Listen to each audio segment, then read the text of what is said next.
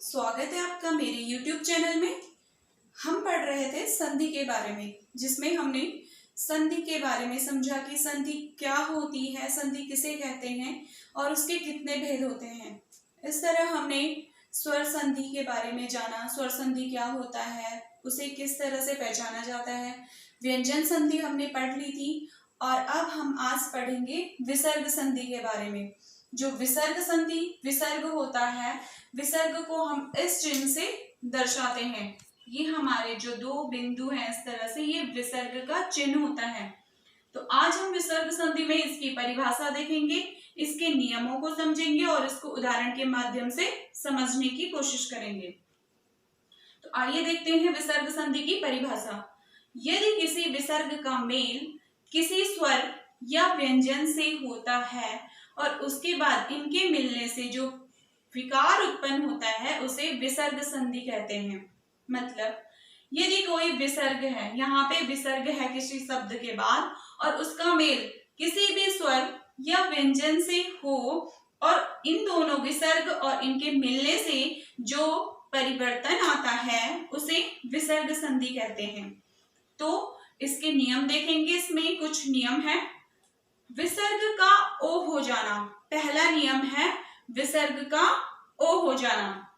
देखो, यदि विसर्ग से पहले अ आए और उसका मेल अ या किसी वर्ग का तीसरा, चौथा या पांचवा, पंचमाक्षर मीन्स पांचवा वर्ण या अंतस्थ व्यंजन हो तो विसर्ग ओ में परिवर्तित हो जाता है। मतलब यदि विसर्ग से पहले अ आए और उसके बाद उसका मेल अ या किसी भी वर्ग के तीसरे, चौथे या पांचवें वर्ण से होता है। हम अपने वर्ग जानते हैं कौन से होते हैं, क से लेकर म तक।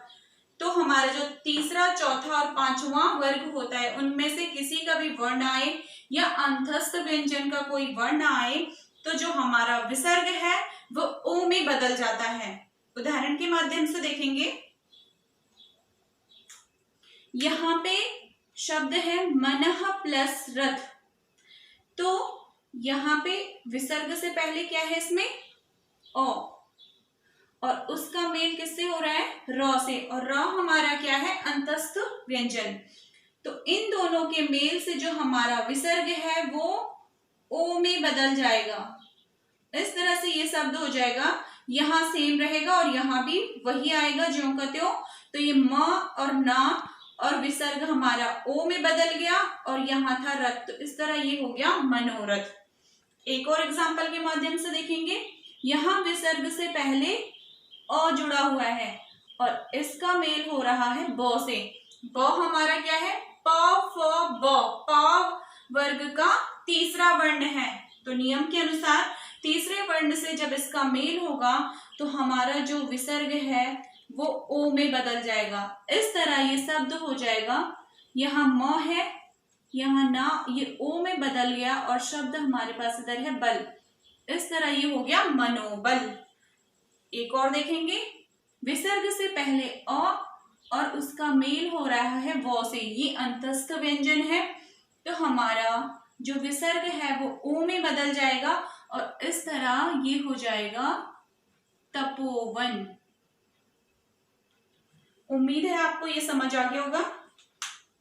इसी नियम के अनुसार अब इसमें एक अपवाद है, वो क्या है, देखो, अगर विसर्ग से पहले या ये जो हमने यहाँ पे एक नियम लिखा है कि अ, तीसरा, चौथा, ये इनसे पहले अ आए, लेकिन यहाँ पे ये है कि अगर इनसे पहले अंतः या पुनः शब्द आए तो ये ओ की जगह र में परिवर्तित हो जाता है।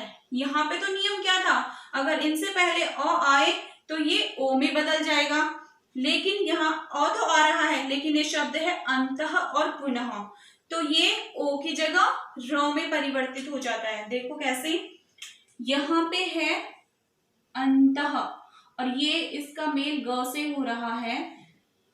तो नियम के अनुसार ग हमारा क्या है, क ख ग, तीसरा वर्ण है हमारे क वर्ग का, लेकिन क्या है कि ये नियम के अनुसार किस में बदल जाएगा, र में। तो इस तरह ये शब्द हो जाएगा,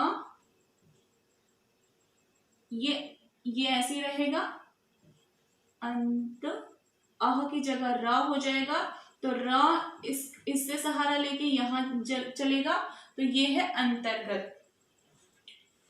इसी तरह एक और शब्द देखेंगे, यहाँ पे हमारा पुनः शब्द है और उसका मेल ज से हो रहा है, तो ये च वर्ग का तीसरा वर्ण है, लेकिन नियम के अनुसार ये किस में बदल जाएगा, र में। तो इस तरह हमारा शब्द हो जाएगा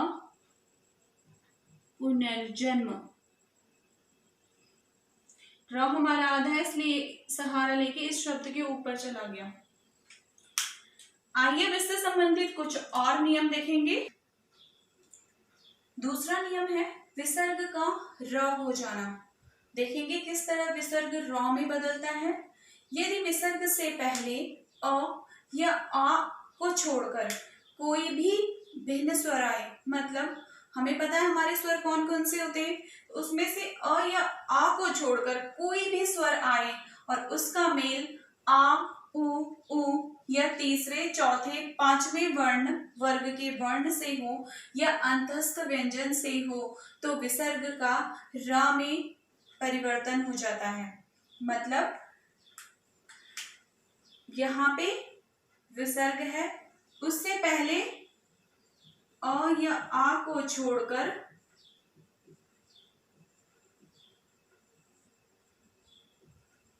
कोई और स्वर आए, या मतलब ई उ कोई भी आए, कोई भी स्वर आए, तो उसके बाद उसका मेल क्या हो रहा है, या तो आ से हो रहा है, उ से हो रहा है, उ से हो रहा है। हमारे जो वर्ग हैं उनके तीसरे वर्ग के वर्ण से, चौथे या पांचवें या अंतस्थ के साथ होता है, तो जो हमारा विसर्ग है वो र में बदल जाएगा। इतना समझ आया? उदाहरण के माध्यम से देखेंगे। यहाँ पे है विसर्ग से पहले जो हमारा स्वर आ रहा है वो उ है, अ या आ नहीं आना चाहिए, उ है और उसका मेल हो रहा है हमारे प वर्ग के तीसरे वर्ण से, तो इस तरह जो हमारा विसर्ग है वो र में बदल जाएगा। तो देखो बाकी शब्द वही रहेंगे, यहाँ भी और यहाँ भी। हमारे पास यहाँ शब्द है बल, ये र में बदल गया, तो ये आधी रा है जो वो दूसरे का सहारा ले लेगी और इस तरह से ये हो जाएगा दुर्बल। इसी तरह एक और एग्जाम्पल देखेंगे। यहाँ पे है स्वर हमारा आया ई और यहाँ से है हमारा आ। रूल के अनुसार ये हमारे रा में बदल जाएगा और ये शब्द हो जाएगा नी। रा को यहाँ क्या मिल रहा है, आ स्वर का सहारा मिल रहा है, तो ये रा हो जाएगा और ये हमारा शब्द हो जाएगा निराशा। इतना समझ आया? तीसरा नियम देखो क्या होता है इसमें, विसर्ग का सा हो जाना। किन बातों से विसर्ग जो है वो सा में बदल जाएगा देखेंगे। यदि विसर्ग का मेल तो, थ या सा से हो तो वह सौ में परिवर्तित हो जाता है। मतलब कोई विसर्ग है और उसके बाद त, थ, स आ रहा है, तो उसका क्या हो जाता है, स, ये वाली स में परिवर्तन हो जाता है। देखेंगे कैसे। यहाँ है विसर्ग और उसके बाद क्या है, तो विसर्ग का तो से मेल हो रहा है, तो यहाँ पे ये वाली सा आ जाएगी आधी, तो हमारा शब्द क्या बन जाएगा, यहाँ है नम, ये विसर्ग हमारा आधा सा में बदल गया, यहाँ पे है ते, तो इस तरह हमारा शब्द हो गया नमस्ते। एक और देखेंगे, यहाँ पे विसर्ग है और विसर्ग का मेल हो रहा है सौ से, तो रूल के अनुसार जो हमारा सा है, जो विसर्ग है वो आधी सा में बदल जाएगा और जो हमारा शब्द होगा वो हो जाएगा नी आधी सा, और यहाँ शब्द है हमारे पास संकोच। इस तरह ये शब्द बन जाएगा निसंकोच। अगला नियम देखेंगे, विसर्ग का श हो जाना। ये तालव्य श है, तो ये देखो विसर्ग से पहले यदि कोई स्वर हो और उसका मेल च, छ या श से होता है, तो विसर्ग श में परिवर्तित हो जाता है। मतलब अगर विसर्ग से पहले भी स्वर हो, कोई भी स्वर, और उसका मेल च, छ या श से होता है तो वो हमारा जो विसर्ग है वो श में ही बदल जाएगा। एग्जाम्पल के माध्यम से देखेंगे। यहाँ पे विसर्ग से पहले हमारा स्वर जो है वो है ई और उसका मेल हो रहा है च से, तो नियम के अनुसार अगर किसी भी स्वर का मेल च से होगा तो वो बन जाएगा शो, शो में परिवर्तित होगा। तो इस तरह से हमारा जो शब्द है वो बन जाएगा, ये ऐसे रहेगा। यहाँ पे हमारा श आया, आदि श है, और यहाँ हमारा शब्द है चय, तो इस तरह से ये बन गया निश्चय। एक और उदाहरण देखेंगे। यहाँ पे हमारा स्वर आया ई और उसका मेल हो रहा है छ से, तो जो हमारा नियम के अनुसार इसका मेल छ से होगा तो ये आदि श में बदल जाएगा। तो इस तरह ये शब्द हो जाएगा निश्छिद्र। यहाँ पे है हमारा स्वर उ और उसका मेल हो रहा है श से, तो नियम के अनुसार ये आदि सौ में बदल जाएगा। विसर्ग जो है हमारा आदि सौ में बदलेगा तो हमारा शब्द हो जाएगा दु आदि श और शासन। इस तरह ये हो गया दुशासन। उम्मीद है आपको इतना समझ आ गया होगा। आइए और नियमों के बारे में चर्चा करेंगे। नियम 5, विसर्ग संधि का अगला नियम क्या कहता है? विसर्ग का स मूर्धन्य स हो जाना। देखो कैसे, यदि विसर्ग से पहले ई या उ हो और उसका मेल क, ख, ट, ठ या प, फ से होता है तो विसर्ग मूर्धन्य स में बदल जाता है। मतलब विसर्ग से पहले कोई स्वर कौन सा, ई या उ होना चाहिए, छोटा ई और छोटा उ, और उसके बाद उसका मेल क, ख, ट, ठ या प, फ से होता है तो जो हमारा विसर्ग है वो मूर्धन्य स में बदल जाता है। देखो कैसे, यहाँ पे विसर्ग से पहले क्या है, छोटा ई और उसका मेल किससे हो रहा है, क से, तो नियम के अनुसार ये हमारा आधी वाली मूर्धन्य स में बदल जाएगा। इस तरह से हमारा शब्द क्या हो जाएगा, यहाँ पे है नी और जो हमारा विसर्ग था वो आधी सा में बदल गया और यहाँ पे हमारे पास शब्द है कलंक। तो इस तरह ये शब्द बन गया नस्कलंक। इसी तरह यहाँ पे देखेंगे, यहाँ पे हमारे विसर्ग से पहले ई है और उसका मेल हो रहा है क से, तो नियम के अनुसार ये बदल जाएगा मूर्धन्य स में। इस तरह से हमारा शब्द बन जाएगा नी, विसर्ग की जगह आधी सा, ये मूर्धन्य सा, और यहाँ पे शब्द है पाप, तो ये हो गया नस्पाप। यहाँ पे देखो छोटी उ और उसका मेल हो रहा है टा से, तो नियम के अनुसार ये बदल जाएगा मूर्धन्य स्व में। तो यहाँ पे हमारे पास शब्द है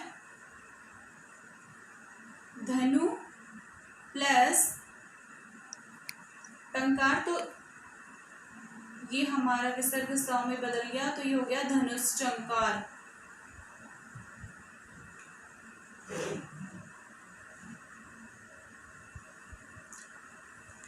अगला नियम हमारा, यदि विसर्ग के बाद क, ख या प या फ हो तो विसर्ग में कोई भी परिवर्तन नहीं होता। यदि हमारे विसर्ग के बाद इसका मेल क या ख वर्ण या प या फ वर्ण से होता है तो विसर्ग में कोई भी परिवर्तन नहीं होता, वो ज्यों का त्यों लिखा जाता है।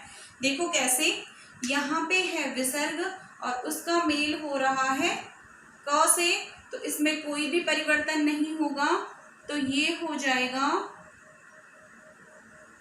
अंतःकरण। समझ आया? इसी तरह यहाँ पे है विसर्ग और इसका मेल हो रहा है पा से, तो ये शब्द बन जाएगा पान। इतना समझ आ गया? आइए इससे संबंधित एक नियम और है, उसके बारे में चर्चा। आइए इस नियम को देखते हैं। ये हमारा अंतिम नियम है, विसर्ग का लोप होना। मतलब इस नियम के अनुसार इसमें क्या हो जाएगा, जो विसर्ग है उसका लोप यानी वो विलुप्त हो जाएगा, वो दिखेगा नहीं या उसमें कोई भी चेंजेस नहीं होगा, वो किसी भी वर्ण में नहीं बदलेगा। देखो, यदि विसर्ग से पहले अ या आ आए, विसर्ग से पहले अ या आ स्वर हो और उसका मेल किसी भी भिन्न स्वर से होता है, मतलब ए या आ को छोड़कर उसका मेल अन्य किसी स्वर से होता है, तो विसर्ग का लोप हो जाता है। देखो कैसे, उदाहरण के माध्यम से देखेंगे। यहाँ पे है अ, विसर्ग से पहले अ है और उसका मेल हमारे ए स्वर से हो रहा है, तो यहाँ पे विसर्ग गायब हो जाएगा और ये शब्द ज्यों के त्यों रहेंगे। तो इस तरह से शब्द बन जाएगा अतएव, यहाँ पे विसर्ग का लोप हो गया। इसी तरह दूसरा शब्द देखेंगे, विसर्ग से पहले है ई और उसका मेल हो रहा है ओ स्वर से, तो विसर्ग का लोप हो जाएगा और शब्द हमारे पास बन जाएगा निरोग। तो इस तरह से हमने विसर्ग संधि को समझा, उसके बारे में चर्चा की, उसके नियमों को उदाहरणों के माध्यम से समझने की कोशिश की। उम्मीद है आप लोगों को ये वीडियो पसंद आई होगी, तो लाइक कीजिए, शेयर कीजिए, कमेंट कीजिए। तो अगली वीडियो के साथ मिलते हैं। Bye bye, take care.